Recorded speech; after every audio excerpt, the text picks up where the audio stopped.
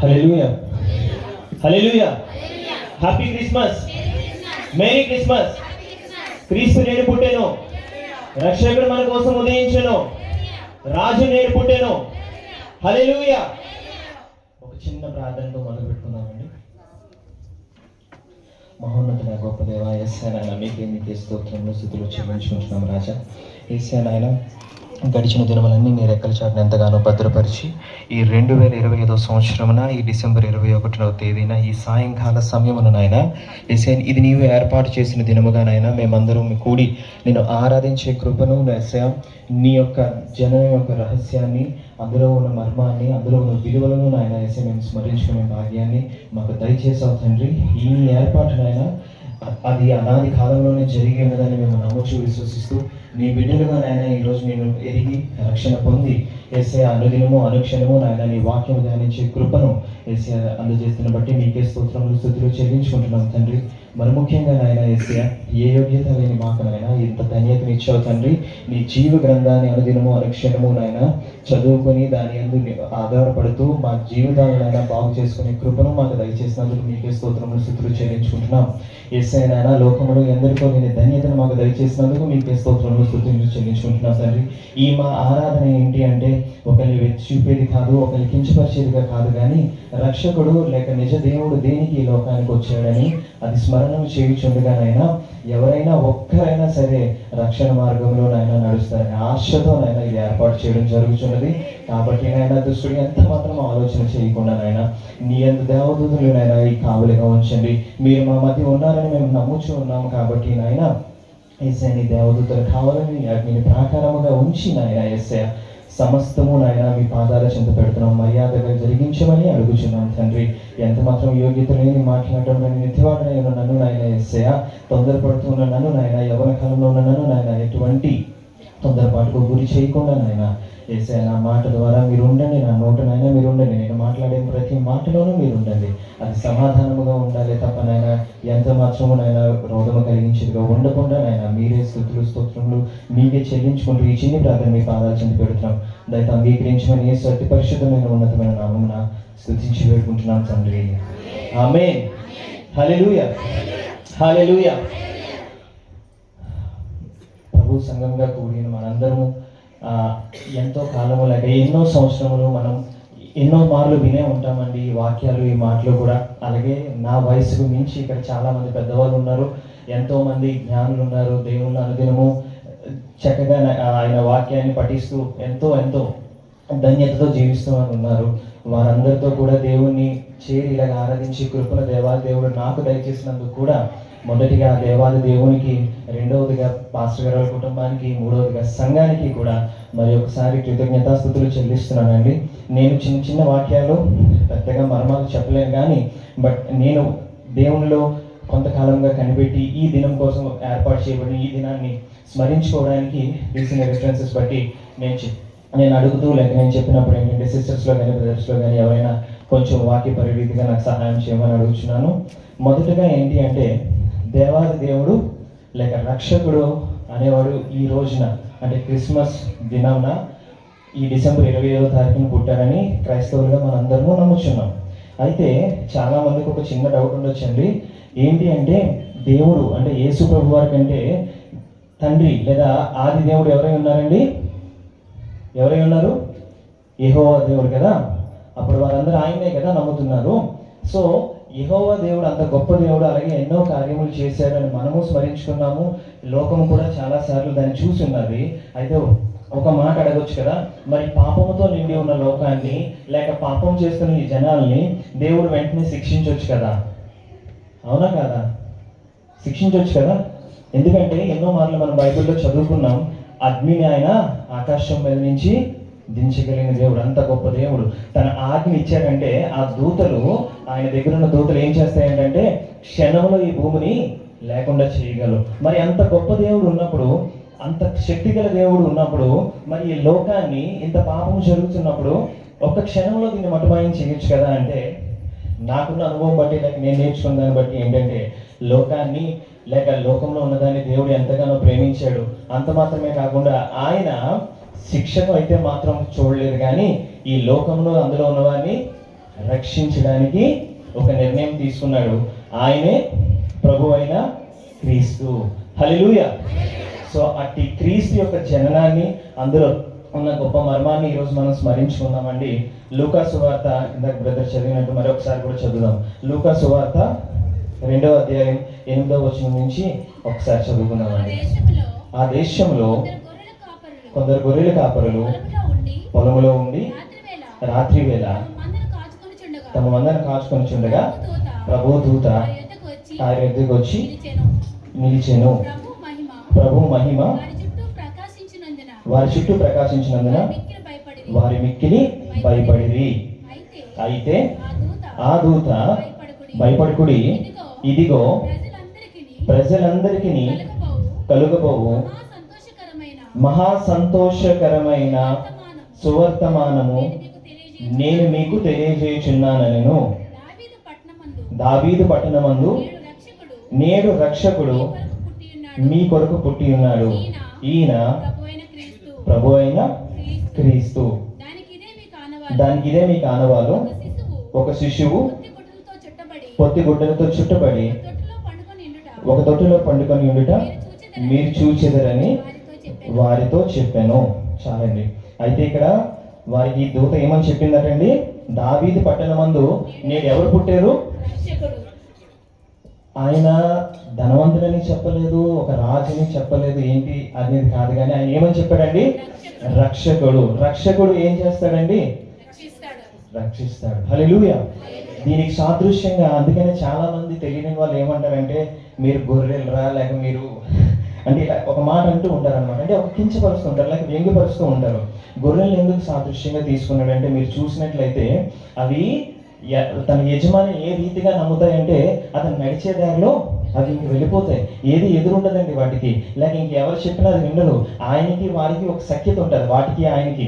So ఆ రకంగా కాపరి అది నిజంగా మీరు ఎప్పుడైనా విన్నట్లయితే, నేనైతే విన్నాను అప్పుడప్పుడు పల్లెటూరులో కానీ, లేక అప్పుడప్పుడు నేను రోడ్డు మీద నడుస్తున్నప్పుడు ఒక గుంపు ఎప్పుడైనా వెళ్ళినప్పుడు అదొక భాషను కూడా అన్నాం, అదొక సైన్ లాంగ్వేజ్ అనమాట. కానీ అవి ఏం చేస్తాయంటే ఎదురు చెప్పకుండా నమ్మకంగా వెళ్ళిపోతాయి. అంటే వాటికి ఒకటే నమ్మకం ఏంటంటే ఈయన మమ్మల్ని పోషిస్తాడు, ఈయన మనల్ని నడిపిస్తాడు, ఈయన మనల్ని రక్షిస్తాడు. అలాంటి రక్షణకర్త అయిన యేసు ప్రభు వారు కూడా ఈ రోజు పుట్టాడు మనందరి కోసం అని. ఎవరందరి కోసం? ప్రజలందరి కోసం. అంటే అది మీ కోసమా, నా కోసమా, ఇంకొకరి కోసమా అని కాదు, కానీ సజీవులై ఉండి ఈ లోకంలో జీవిస్తున్న ప్రతి ఒక్కరి కోసం కూడా ప్రభువు పుట్టాడు. హల్లెలూయా. సో ఆ ప్రకారమే మత్తయి సువార్తలో 1వ అధ్యాయం 22 నుంచి 21 వరకు చదువుకుందామండి. ఇదిగో కన్యక గర్భవతి కుమారుని కనును, ఆయనకు ఇమ్మానుయేలు పేరు పెట్టుదు అని ప్రభువు తన ప్రవక్త ద్వారా పలికిన మాట నెరవేరినట్లు ఇదంతయు జరిగెను. ఇమ్మానుయేలు అని పేరునకు భాషాంతరమున దేవుడు మనకు తోడని అర్థము. అయితే సో మనమైతే చాలాసార్లు మనం స్మరించుకున్నాం, చాలాసార్లు మనం విని ఉన్నాం. అంటే ఏంటి? కన్యక గర్భవతి కుమారుని కనెను అని. కానీ ఇది లోకానికి ఎలా ఉంటుందంటే చాలా ఆశ్చర్యంగా ఉంటుంది, లేదా అదేంటంటే అసలు నమ్మశక్యము కాని రీతిగా ఉంటుంది. అయితే నేను నా జీవిత అనుభవంలో తెలుసుకున్నది ఒక్కటే ఏంటంటే, మనుషులకి సాధ్యమైతే ఇంకా అది ఏముందండి? మనుషులు చేసేదే దేవుడు చేశాడంటే ఆయన దేవుడు అని ఎందుకు అంటాం చెప్పండి? అవునా కాదా? సో ఇది ఎలాగ సాధ్యము అంటే, ఈ మనుషులకు కానీ, లేక వైద్యులకు కానీ, లేక జ్ఞానులకు కానీ, లేక ఈ లోకంలో ఉన్న ఎలాంటి గొప్పవారికైనా సాధ్యము కానివి చేసినప్పుడే దేవుడు అని అనిపించుకుంటాడు. అవునా కాదా? సో ఆ ప్రకారంగా దేవుడు చూడండి, ఈ లోకంలో ఉన్న ప్రతి ఒక్క మనిషి కూడా ఏంటి అంటే పురుష స్త్రీ సాంగత్యం వల్ల కలిగిన వారే. కానీ మన దేవుణ్ణి మనం ఆరాధించేటప్పుడు ఒక గొప్ప మాట వాడతాం, ఏమని? పరిశుద్ధుడు. అవునా కాదా? సో పరిశుద్ధుడు అనబడ్డాడు అంటే ఆయనలో ఎంత కలంకము కూడా లేదు. సో ఆ ప్రకారము దేవుడు ఇక్కడ ఏమని సెలవిస్తున్నాడు, లేక దూతల ద్వారా ఏమని సెలవిస్తున్నారంటే, కన్యక గర్భవతి అయి కుమారుని కనను. అయితే ఆమె ఏ రకంగా కన్నది, లేక ఆమె కనడానికి గల మూలం ఏంటంటే పరిశుద్ధాత్మ దేవుడు ఆమెను ఆవరిస్తుంది. సో అప్పుడు ఆమె గర్భవతి కుమారుని కంటది. ఆయన పేరు ఏంటండి? ఇమ్మానుయేలు అని పేరు. అంటే దానికి అర్థమైంది దేవుడు మనకు తోడై ఉన్నాడు. అయితే ఈ జననం గురించి లేక క్రీస్తు యొక్క ఈ పుట్టుకలోనే ఎంతో చాలా విలువైన ఉన్నాయండి. అది మనకి చాలాసార్లు తెలుసు. ఎందుకు అంటే అంతకు ముందున్న కాలం కానీ ఇప్పుడు యేసు ప్రభు వారి తర్వాత కాలం కానీ మనం ఎన్నోసార్లు స్మరించుకున్నాము. ఒకటి మాత్రం లోకాన్ని ఈ రోజు వరకు ఏలుబడి చేస్తుంది. అదేంటి అంటే పాపము. అవునా కాదా? సో అట్టి పాపాన్ని జయించడానికి, అలాగే ఆ పాపం వల్ల వచ్చే రిజల్ట్స్ మనకు కొన్ని ఉన్నాయి. దాని మీద మనము ఈరోజు ఒక చిన్న ధ్యానం చేద్దామండి. ఒకసారి 1 యోహాను 3:4 చదువుతారా? 3వ అధ్యాయం 4వ వచనం. పాపము చేయు ప్రతి వాడును ఆజ్ఞను, ఓకే, ఆజ్ఞ అతిక్రమమే పాపము. ఇప్పుడు ఫస్ట్ టైం అంటే బైబుల్లో మొట్టమొదటిసారిగా ఆజ్ఞ ఎక్కడ అతిక్రమం జరిగింది? ఏదైనా తోటలో. ఎవరు చేశారు? ఆదాం నుంచి ఇది మొదలయ్యింది. ఒకసారి తెలియని వారు ఉంటే ఒకసారి అది చూద్దామా? ఆదికాండం 2వ అధ్యాయము 17వ వచనం. అయితే మంచి చెడు తెలివినిచ్చు వృక్ష ఫలములను తినకూడదు. నీవు వాటిని తిని దినమున నిశ్చయముగా చచ్చెదవని నరునికి ఆజ్ఞాపించెను. మరియు దేవుడైన యెహోవా నరుడు ఒంటరిగా నుండుట మంచిది కాదు, వానికి సాటి అయిన సహాయమును వాని కొరకు చేయను అనుకొనెను. అది కాదండి, 2:17 అదే కదా. అయితే మంచి చెడులు తెలియనిచ్చు వృక్ష ఫలము తినకూడదు. దాని కంటిన్యూషన్. నీవు వాటిని తిను దినమున నిశ్చయముగా నీవు చచ్చదవని నరునికి అక్కడ ఏం చేశాడండి? చెప్పాడా ఆజ్ఞాపించాడా? రైట్, కరెక్ట్, అదే అడుగుదామని. సో అక్కడ దేవుడు నరునికి ఆజ్ఞాపించాడు. అయితే ఆ ఆజ్ఞ అతిక్రమం జరిగిందా జరగలేదా? జరిగింది. దానివల్లే మన పితృలు నాటిది మొదలుకొని నేటి వరకు ఈ మానవాళికి ఈ కష్టము కానీ ఈ శ్రమ కానీ ఏదైనా ఈ అతిక్రమము కానీ జరగకుండా ఉండుంటే ఈరోజు మనందరం కూడా ఆ ప్రకారమే వారు స్టార్టింగ్ డేస్లో అంటే ఆ మొదటి దినాల్లో ఏ రీతిగా అయితే ఆనందంగా ఉండేవారో మనము అలాగే ఉండేవాళ్ళం. అయితే ఇక్కడ చాలా మందికి ఒక చిన్న సందేహం ఉండొచ్చు, మరి ఇంత చేసిన దేవుడు వాళ్ళకి చెప్పొచ్చు కదండి చేయొద్దని. ఇదంతా ఆయనే సృజించాడు, ఈ ఏదైనా తోట ఆయనే సృజించాడు, వారిని ఆయనే సృజించాడు. ఇంత సృజించిన దేవుడు వారు అది చేస్తున్నప్పుడు ఒక్క మాట చెప్పలేకపోయాడా? దానికి అర్థం ఏంటి అంటే దేవుడు ప్రేమ స్వరూపి. ఆయన ఒకటే ఆలోచించాడు, ఏంటి అంటే నా ప్రేమ ఇక్కడ గెలుస్తుందో లేదో చూద్దాం అనుకున్నాడు. కానీ వాళ్ళని కమాండ్ చేసో వాళ్ళని భయపెట్టో లేక వాళ్ళని గద్దించో వాళ్ళని ఉంచాలని అనుకోలేదు. వాళ్ళని ఆ రోజే కాదు కానీ ఈ రోజు మనల్ని కూడా దేవుడు ఆ రీతిగానే పిలుస్తున్నాడండి. ఎందుకు అంటే ఇందాక నేను మాట చెప్పాను, దేవుడే సంహారకుడు అయితే ఈ పాటికి ఏ ఒక్క మనిషి కూడా ఈ భూమి మీద ఉండరు. ఎందుకంటే ఎన్నో మార్లు లేక ఎన్నోసార్లు బైబిల్ చదివిన మనమే లేక క్రైస్తవ జీవితాన్ని అనుభవిస్తున్న మనమే ఎన్నో మార్లు దారి తప్పిపోయి ఉండొచ్చు. దారి తప్పిన ప్రతిసారి కూడా మళ్ళీ ఆయన యందు భయభక్తులు కలిగి లేక విశ్వాసముతో లేక మళ్ళీ ఒక చిన్న పరివర్తనతో మళ్ళీ ఆయన వైపు తిరిగి ప్రార్థించగా దేవుడు మన ప్రార్థనల్ని ఆలకించి ఈరోజు మనందరినీ కూడా మన కుటుంబాలతో సంతోషంగా ఉండి ఇలాంటి దినాలను అనుభవించే రీతిలో మనల్ని ఉంచాడంటే అక్కడ మనకు ఒకటి అర్థం కావాలంటే దేవుడు మిమ్మల్ని నన్ను కమాండ్ చేయాలని ఏమీ ఏ రోజు చూడలేదండి. అదే మన దేవుని గొప్పతనం. ఆయన ప్రేమ స్వరూపి, ఆయన రక్షకుడై ఉన్నాడు, ఆయన కాపరై ఉన్నాడు. ఆయన మనల్ని ఎంత ప్రేమించాడంటే తన కుమారుని ఈ లోకానికి పంపించడం మాత్రమే కాదు, తన రాజ్య విస్తరణకే సమస్తము చేయడమే కాకుండా చివరికి ఏం చేశాడంటే ఆయన సిలువకు కూడా అప్పగించాడు. అయితే ఈ పుట్టుకలోని ఒక చిన్న స్మరణకు మళ్ళీ మనం తెచ్చుకున్నట్లయితే, సో ఇందాక నేను మీకు చెప్పాను కన్యక గర్భవతి అన్నది ఒక గొప్ప ఏంటంటే ఇది దేవుని కార్యం. అది అసలు అసంభవం అండి. ఓకే, అది అసలు ఈ లోకంలో ఇప్పటి వరకు జరగలేదు, ఇక మీదట జరుగుతుందో లేదో కూడా తెలియదు. కానీ ఒక్క మారు మాత్రం అది జరిగింది. అదే మన ప్రభు అయిన యేసుక్రీస్తు వారు పుట్టిన రోజు. అలాగే రెండవదిగా ఏంటి అంటే మీకు చెప్పాను, అంటే చాలా మందికి ఒక చిన్న డౌట్ కూడా ఉండొచ్చు, లేక చాలా వరకు కూడా ఏంటంటే సంఘాల్లో కానీ లేక లోకంలో కానీ అడుగుతున్నారు, ఈ డిసెంబర్ నెలలోనే లేక ఈ టైంలోనే పుట్టాడని బైబిల్లో ప్రత్యేకంగా ఏదైనా తారీఖు ఉందా అన్నట్టు కూడా చాలా సార్లు చాలా మంది చర్చిస్తూ ఉంటారు. అయితే మనం గత 2 దినాలుగా లేక 2 వారాలుగా మనం స్మరించుకున్న ఒక విషయాన్ని బట్టి ఏంటి అంటే, మరియ యొక్క చుట్టాలైనటువంటి ఎలిజబెత్ అప్పుడు ఏమై ఉన్నారండి, గర్భవతి ఉన్నారు. ఆ విషయం దూత ఆమెకు చెప్పారు. ఆమె అప్పటికి యవనస్త్రాలా, వృద్ధురాలు. ఈ మాట కూడా మనం విన్నాం. ఇది ఇది కూడా అద్భుతమా కాదా అండి? కన్య గర్భవతి అవ్వడము అద్భుతమే, వృద్ధురాలు గర్భవతి అయ్యుంటే అద్భుతమే. ఎందుకంటే మన దేవుడు అద్భుతాలు చేసే దేవుడు. ఆయన ఇందాక కూడా మీకు చెప్పాను కదా, మానవాళికే సాధ్యం అయితే లేక మనమే చేసేసుకునేది అయితే ఇంక మనం ఎందుకు ఆరాధిస్తాం దేవుణ్ణి? సో మన ఆరాధన వెనక చాలా చాలా చాలా అర్థం ఉండాలి. సో అలాగ అర్థం ఉండాలంటే మనం ఆరాధించే దేవుడు అటు గొప్ప దేవుడై ఉండాలి. సో ఇలాంటి నిర్వచనాల్లోకి వెళ్తే, సో అప్పటికి ఏమైందంటే ఎలిజబెత్కి ఎన్నో నెలలు ఉందండి, 6వ మాసము. సో అంతకు ముందు ఏమైందంటే, ఇప్పుడు మనం చూస్తున్నాం కదా, ఏదైతే క్యాలెండర్ డేట్స్ మనం చూస్తున్నామో, ఏదైతే ఇప్పుడు క్యాలెండర్ అనుసరిస్తున్నామో, ఇదేమై ఉన్నదంటే జనవరి 1 మనం న్యూ ఇయర్ కింద మనం తీసుకుంటున్నాం. 31 మనం ఎండింగ్గా తీసుకుంటున్నాం. ఆ కాలంలో హిబ్రూ కాలంలో ఏంటంటే అప్పుడు క్యాలెండర్ బట్టి, సో మనం చూసినట్లయితే దాన్ని మనం కొంచెం నిష్క్లిప్తంగా మనం పరిశీలించినట్లయితే ఏమవుతుంది అంటే, ఆమె యొక్క భర్త జకరియా యాజక ధర్మం చేసేవారు.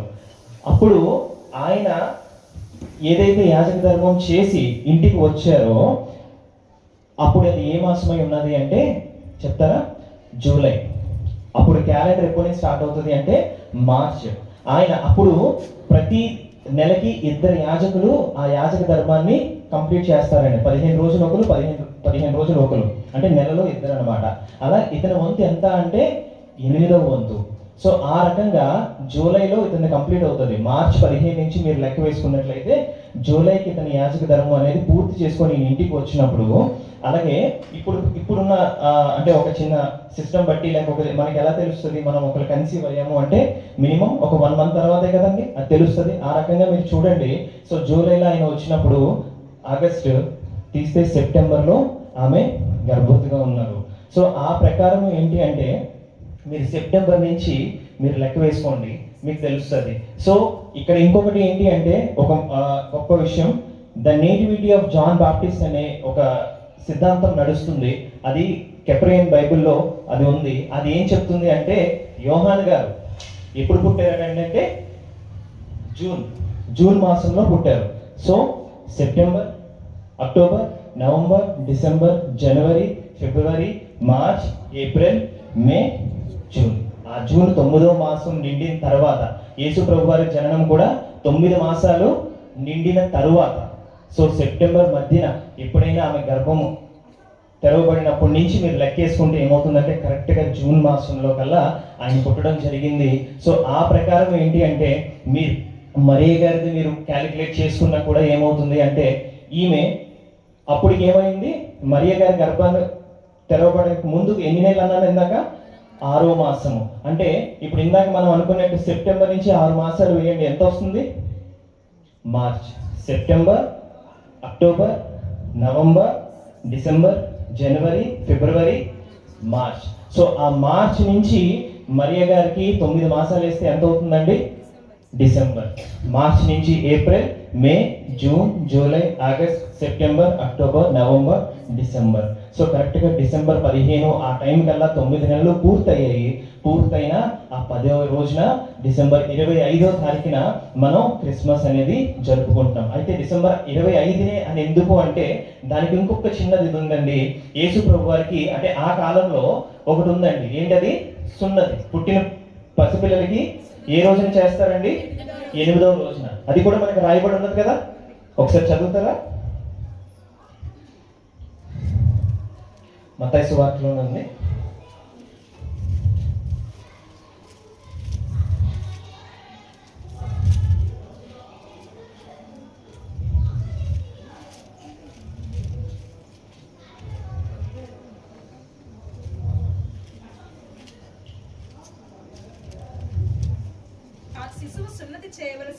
ఆ శిశువు సున్నతి చేయవలసిన 8వ దినం వచ్చినప్పుడు గర్భమందాయన పడక మునుపు దేవదూత అది కాదండి,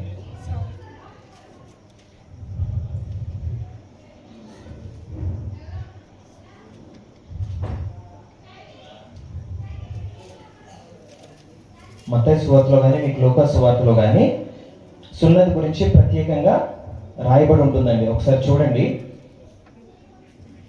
8వ దినమున యేసు ప్రభు వారికి సున్నతి చేయబడెను అని రాయబడి ఉంటుంది. సో ఆ ప్రకారం చూసుకున్న జనవరి 1 నుంచి మీరు 8 డేస్ వెనక్కి వెళ్తే ఇదే 25వ తారీఖున మనం పరిశుద్ధ దేవుడు ఈ లోకానికి జన్మించి ఉన్నాడు. మోషే ధర్మశాస్త్రం చొప్పున వారు తమ శుద్ధి చేసుకుని దినములు గడిచినప్పుడు ప్రతి తొలిచూలు మగపిల్ల ప్రభువుకు ప్రతిష్ట చేయబడవలెను అని ప్రభువు ధర్మశాస్త్రమందు రాయబడి ఆయనను ప్రభువుకు ప్రతిష్ఠించుటకు ప్రభు ధర్మశాస్త్రమందు చెప్పబడి ఉందండి. లూకా 2 శిశువుకి సున్నతి చేయబడ్డాడు. సో ఈ లెక్కగా మీరు కౌంట్ చేసుకున్నట్లే డిసెంబర్ 25న దానికి ఆ ప్రాముఖ్యత ఇవ్వబడింది. అయితే ఇక్కడ ఒక గొప్ప విషయం ఏంటి అంటే ఇవన్నీ కూడా 2 విషయాలు మనం గుర్తుంచుకోవాలండి. ప్రభు మొదటగా ఈ లోకానికి దేనికి వచ్చాడు? రక్షించడానికి. ఆయన సంహారకుడిగా వచ్చారా, రక్షించడానికి వచ్చారా అండి? రక్షించడానికి వచ్చారు. అది మొదటగా మనం తెలుసుకోవాలి. అలాగే ఏంటి అంటే ఆయన గొర్రెలకు మంచి కాపరి. ఏ కాపరి? మంచి కాపరి ఉన్నాడు. అలాగే ఆయన ఇంకొక మాట చెప్పాలనుకుని ఆశపడుతున్నానండి. లూకా సువార్త 19:10లో ఒక గొప్ప మాట రాసిపడి ఉంది. ఒకసారి అది చదువుతారా? నశించిన దానిని వెదకి రక్షించుటకు మనిషి కుమారుడు వచ్చెనని. ఎవరితో అండి? మనిషి కుమారుడు వెదకి నశించిన దాన్ని వెదకి రక్షించుటకు మనిషి కుమారుడు వచ్చెను. సో ఇక్కడ ఎవరిని రక్షించడం వచ్చాడు దేవుడు? నశించిన దానిని వెదకి రక్షించుకోవడానికి అన్నమాట.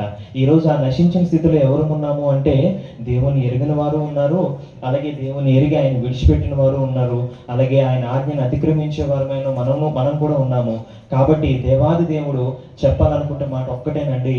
నేనైనా లేక మీరైనా సరే ఆయన యందు విశ్వాసం ఉంచి ఆయన రాకడ పర్యంతము ఆయన జననమే కాకుండా ఆయన సిలువ యాగము ఈ రెండిటికి కూడా మనం ఒక చక్కని వాల్యూ ఇచ్చి, అంటే దానికి ఒక విలువనిచ్చి మన అనుదినము అనుక్షణము కూడా మన జీవిత కాలం ఉన్నంత వరకు కూడా ఈ రాజ్య విస్తరణకై మనందరం కూడా పనివారమై ఉన్నాము. అలాగే ఎంతో మంది ఆ యేసు ప్రభు మొదలుకొని తన తండ్రి రాజ్య విస్తరణ కోసం ఆయన మొదలుకొని ఆయన శిష్యులు మొదలుకొని ఎంతో మంది రాజులు, ఎంతో మంది సేవకులు, ఎంతో మంది దాసులు, ఎంతో మంది విశ్వాసులు కూడా చివరి దినము వరకు, చివరి క్షణము వరకు దేవుని కోసం పనిచేసిన వారు ఉన్నాం. అంత మాత్రమే కాదండి, మరి ముఖ్యంగా ఏంటి అంటే దేవుని నమ్మిన వారిని లేక దేవునిలో ఎరిగిన వారిని, దేవుళ్ళో ఉన్న వారిని మనకు ఒక మంచి మాట దేవుడు అన్నాడండి. మీరు లోకమునకు వెలుగే ఉన్నారు.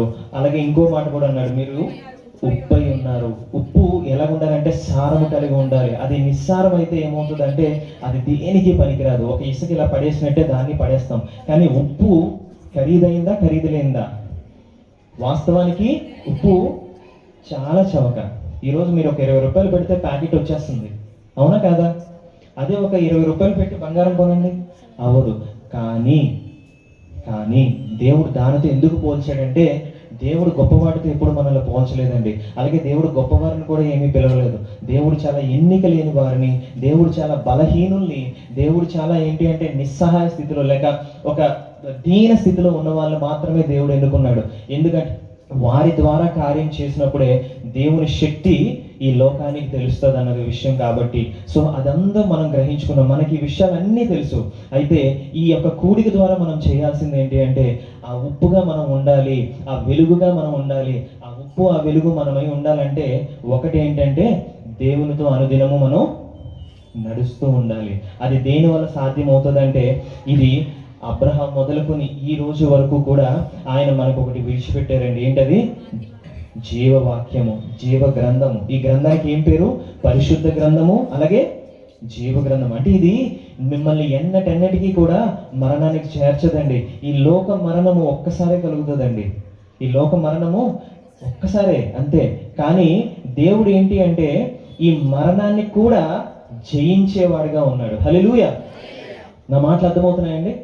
కొంచెం అంటే ఇందాక మీకు చెప్పినట్టు ఏంటి అంటే ఒకవేళ యవ్వనస్తుడిగా ఏదైనా ఒక చిన్న పొరపాటుగా మాట్లాడిన దయతో క్షమించండి. కానీ ఒక్క మాట మీకు చెప్పాలని ఆశపడుతున్నాను. దేవుడు ఒకటే విషయం చెప్పాలనుకుంటున్నాడండి.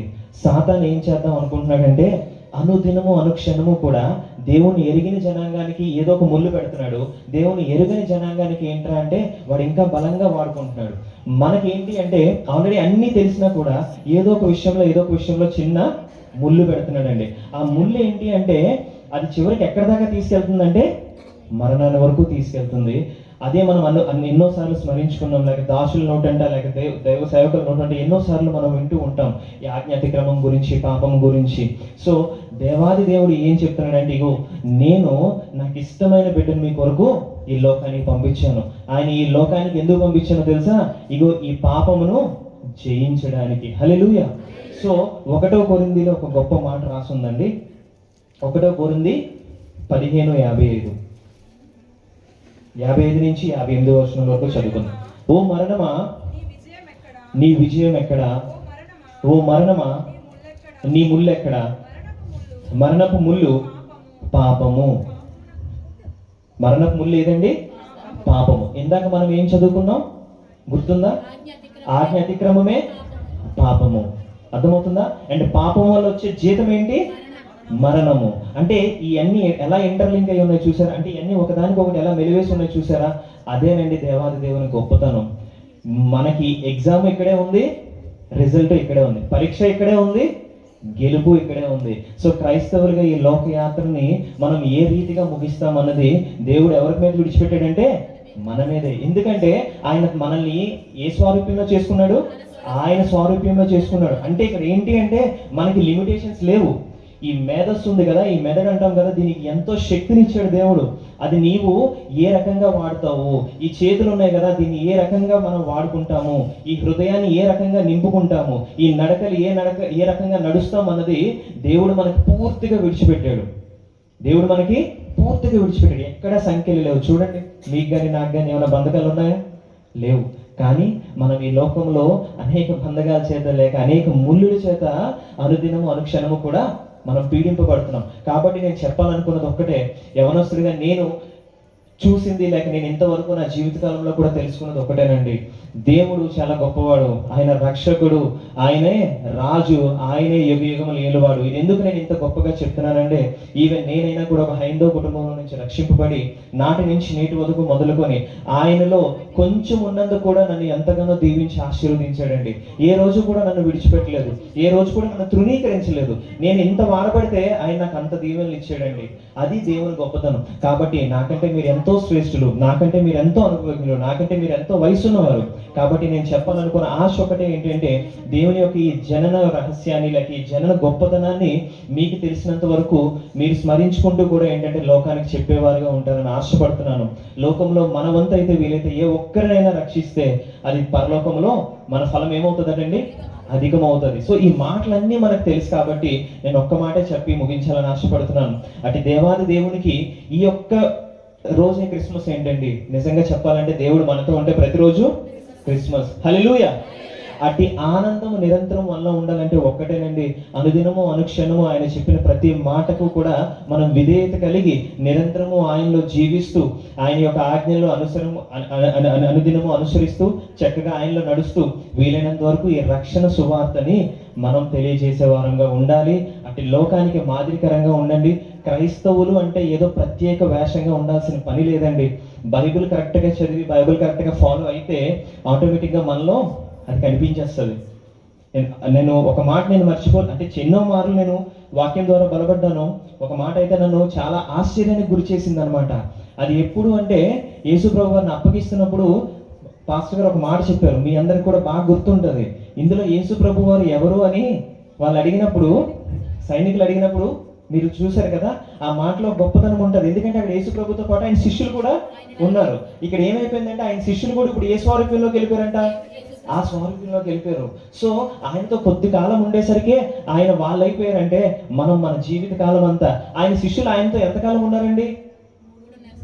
3.5 years, 30 సంవత్సరాల నుంచి 33.5 సంవత్సరాల వరకే ఉన్నారు. కానీ మనం ఈరోజు దేవునితో అనుదినం ఉన్నామా లేమా? ఈరోజు మనం దేవుని చూడలేదు అనుకోకండి, ఆ వాక్యం కూడా దేవుడు మనకు రాసిచ్చాడు. చూసి నమ్మిన వారి కంటే చూడక నమ్మిన వారు ధన్యులు. ఎందుకంటే ఈరోజు ఈ మాట ఇది ఎవరో రాసింది కాదు, డైరెక్ట్గా దేవాది దేవుడే సెలవిచ్చిన మాట. అంటే ఈరోజు మనము దేవుడితో 3.5 సంవత్సరాలు కాదు కానీ మన చివరి దినము వరకు ఆ ఆఖరి క్షణం వరకు దేవుళ్ళో ఉండవలసిన వారమే ఉన్నాం. కాబట్టి ఒక్కసారి ఆలోచించండి, ఎంత ధన్యత గల జీవితం దేవుడు మనకి ఇచ్చాడు, ఎంత ఆరోగ్యాన్ని దేవుడు మనకి ఇచ్చాడు. కాబట్టి ఈ సాయంకాల సమయంలో ఒక్కసారి ఆలోచించుకోండి. మనం ఒక్కసారి మన పరిస్థితిని, మన స్థితిని, మన ఆధ్యాత్మికతను ఒక్కసారి క్వశ్చన్ చేసుకోండి. అలాగే ఈ రక్షణ సువార్త వీలైనంత వరకు ప్రతి దినము, ప్రతి క్షణము, ఎంతవరకు అంటే రాకడ పర్యంతము ఆయన రక్షణ సువార్తలో మనం పాలి భాగస్థులమై ఉండాలి.